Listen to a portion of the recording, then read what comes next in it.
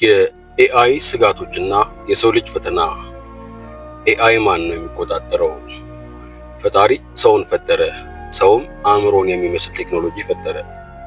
አሁን ግን ጥያቄው ይህ ነው፣ ማን ማንን እየተቆጣጠረ ነው? ሰላም ውድ አድማጮቻችን፣ ተከታታዮቻችን፣ ዛሬ በብዙሃን ጥያቄ መሰረት የፕሮግራማችን ይዘት የሚሆነው ኤአይ ምን እንደሆነ ብቻ ሳይሆን ኤአይ ይሰጣል ከሚባሉት ጥቅሞች አልፎ የሚነሱ ስጋቶችን ብቻ የሚዳስስ ቪዲዮ አዘጋጅተን ቀርበናል። በቆይታችንም ኤአይን ማን እንደሚቆጣጠረው፣ ምን ጥቅም እንደሚያገኙ፣ እኛ ሰዎች የምንፈተንበት የወደፊት ስጋት ምንድን ነው፣ ከሃይማኖትና ከክስተቶች አንጻር አሁናዊ ሁኔታዎችን እንመለከትበታለን። ኤአይ ማለት ሰው እንደሚያስብ፣ እንደሚማር፣ እንደሚወስን ሁሉ እንደ ሰው እነዚህን ተግባራት እንዲከውን በሰው ልጅ የተሰራ ቴክኖሎጂ ውጤት ነው። ኤአይ የሰው አእምሮን ይመስላል፣ ግን ነፍስ የለውም፣ ህሊና የለውም፣ ተጠያቂነትም የለውም። ኤአይ ማን የሚቆጣጠረው? ኤአይ ራሱን አይመራም። በሰው ልጅ ፕሮግራም የተደረገና እንደሚያስብ፣ እንደሚማር፣ እንደሚወስን ሆኖ የተቀመረ ራሱንም ከማስተማርና በክህሎት ማሳደግ ይችላል ተብሎ ይታሰባል። ታዲያ ራሱን ማስተማር፣ ክህሎቶቹን ማሳደግ ከቻለ በሰው ልጅ ብቻ እየተመራ ይቆያል ብሎ ማሰብ እጅግ ከባድ ያደርገዋል። ለዚህም ነው የሰው ልጆች ከፍተኛ የወደፊት ፈተና ይሆናል ተብሎ የሚታሰበው። ታዲያ ይህን ፕሮግራም በዚህ ጊዜ እነማን ናቸው የሚቆጣጠሩት? ታላላቅ የቴክኖሎጂ ኩባንያዎች፣ መንግስታትና የደህንነት ተቋማት፣ የጦርነትና የኃይል ተጠቃሚዎች፣ ራሱ ኤአይ። የዚህም አደጋ ተብሎ የሚታሰበው ኤአይ በጥቂቶች እጅ ሲሆን ኃይል ይሰበስባል፣ ሰውን ይቆጣጠራል፣ መጪውን ጊዜ ጠቅልሎ የሚቆጣጠር አቅም ይፈጥራልና የሰው ልጅ ካለ ኤአይ መስተጋብሩን መምራት እንዳይችል፣ አለፍ ሲልም የሰው ልጅ ገልብጦ ሊመራ ይችላል የሚል ስጋቶች ይነሳሉ። ኤአይ ይቆጣጠራሉ ተብሎ የሚታሰቡ አካላት በዋነኝነት ምን ጥቅም ያገኛሉ?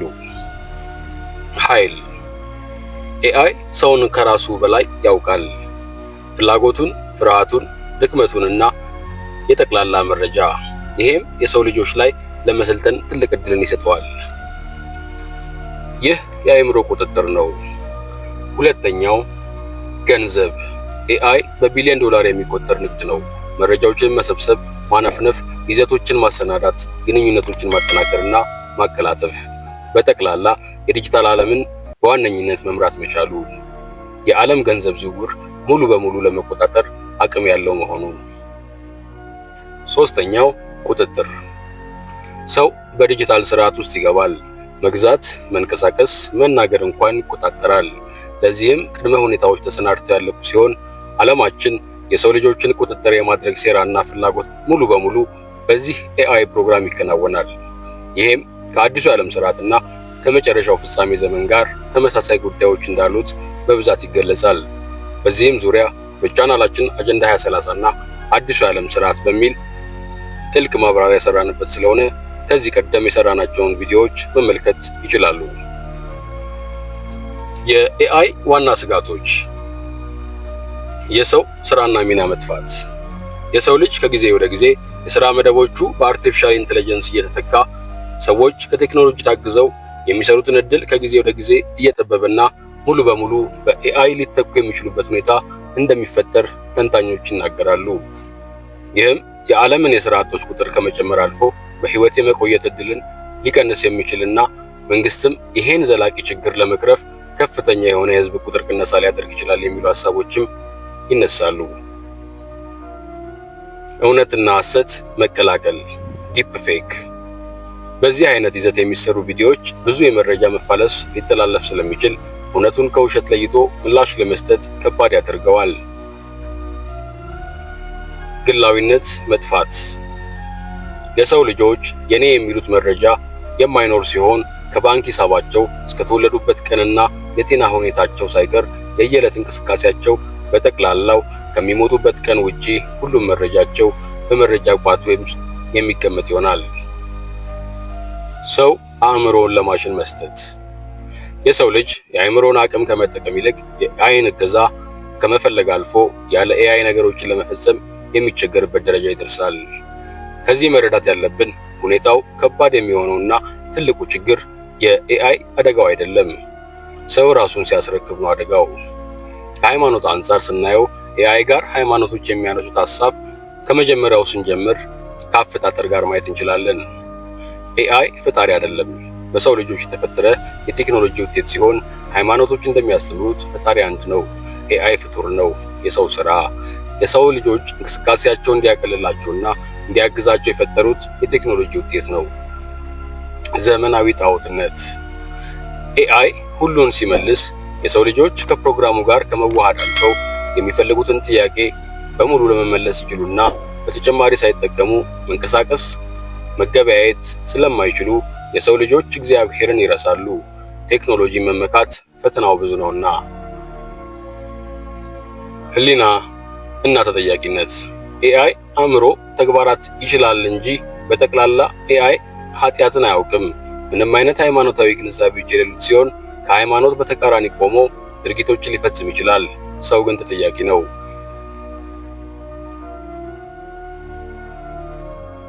የመጨረሻ ዘመን ፈተና።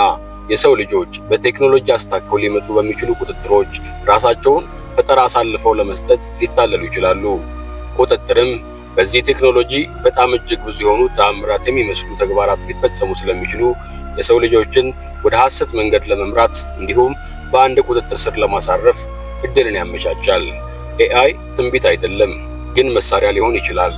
ኤአይ ልብ የለውም፣ ነፍስ የለውም፣ ህሊናም የለውም። ሰዎች ከኤአይ ጋር ለምን ይቀራረባሉ? ኤአይ አይወጋም፣ አይነቅፍም፣ ሁልጊዜ ይሰማል፣ ይደግፋል። ሰው ልብ የሚፈልገውን ትኩረት ይሰጣል። ነገር ግን ይህ እውነት አይደለም። አደጋውስ ምን ይሆን?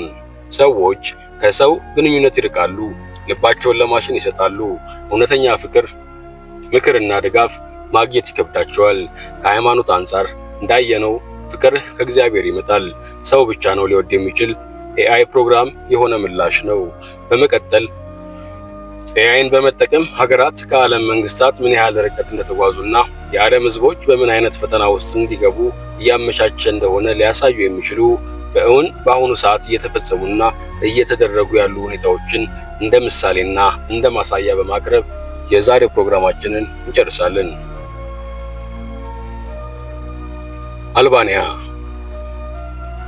አልባንያ በዓለም የመጀመሪያው ኤአይ ሚኒስቴር ዴሊያን የሾመች ሀገር። ዴሊያ ማን ነው? ዴሊያ በ2025 በአልባንያ መንግስት የተመደበ መንግስታዊ ኤአይ ሚኒስቴር ነው። ሚኒስትሪ ኦፍ ስቴት ኦፍ አርቲፊሻል ኢንተለጀንስ። ይህ የሰው ሐሳብን የሚመስል አርቲፊሻል ኢንተለጀንስ በመንግስት ውስጥ በኮምፒውተር ኮድ ተሰርቶ ተገንብቷል። ሌላዋ ሀገር ቻይና በኤአይ ብቻ ያከናወነቻቸው ዋና ዋና ስራዎች፣ አንደኛ ኤአይ ዳኛ፣ ስማርት ኮርት፣ ኢንተርኔት ኮርት። በቻይና አንዳንድ ፍርድ ቤቶች ኤአይ ዳኛ ቀላል ጉዳዮችን፣ የትራፊክ፣ የኢንተርኔት ክርክር ማስረጃ ይመረምራል፣ ውሳኔ ይሰጣል። የሰው ዳኛ ግን የመጨረሻ ፊርማ ያኖራል። ይሄ ምን ይገልጻል? ኤአይ ፍርድን እንኳን መቀላቀል ጀምሯል። ሁለተኛ ኤአይ ፖሊስ፣ ፌሻል ሪኮግኒሽን፣ ፕሬዲክቲቭ ፖሊሲንግ። ቻይና ኤአይ የፊት ለይቶ ማወቂያ በመጠቀም ወንጀሎች ተጠርጣሪዎችን ይለያል። ከካሜራ መረጃ በሰከንዶች ውስጥ ያገኛል። አንዳንድ ከተሞች ኤአይ ብቻ የሚመራ የፖሊስ ክትትል ስርዓት አላቸው። ሶስተኛ ኤአይ ዶክተር፣ ስማርት ዳያግኖሲስ። በገጠርና በትንሽ ሆስፒታል ኤአይ ብቻ የታካሚ ምርመራ ያደርጋል፣ ህመም ይገምታል፣ መድኃኒት ይመክራል። ሐኪምም ካልተገኘ ኤአይ የመጀመሪያ ውሳኔ ይሰጣል። አራተኛ ኤአይ ከተማ፣ ስማርት ሲቲ። አንዳንድ ከተሞች ትራፊክ፣ መብራት፣ የውሃና የኤሌክትሪክ አቅርቦት እንዲሁም ትላልቅ ፕሮጀክቶችን ከንድፍ ጀምሮ እስከ አተገባበር በኤአይ ብቻ ይቆጣጠራሉ። ሰው በቀጥታ አይገባም። አምስተኛ ኤአይ ኒውስ አንከር፣ ቨርቹዋል ኒውስ አንከር። ቻይና በቴሌቪዥን ኤአይ አንከር ዜና ያነባል። ድምፅ፣ ፊት፣ ንግግር ሁሉ አርቲፊሻል ነው። 24/7 ይሰራል፣ አይደክምም። ስድስተኛ ኤአይ ፋብሪካ፣ ዳርክ ፋክቶሪስ። የምንፈተንበት ፋክቶሪ የሚባል መብራት እንኳን የሌለ ሰው የማይገባበት ሙሉ በሙሉ ኤአይ እና ሮቦቶች የሚያንቀሳቅሱት።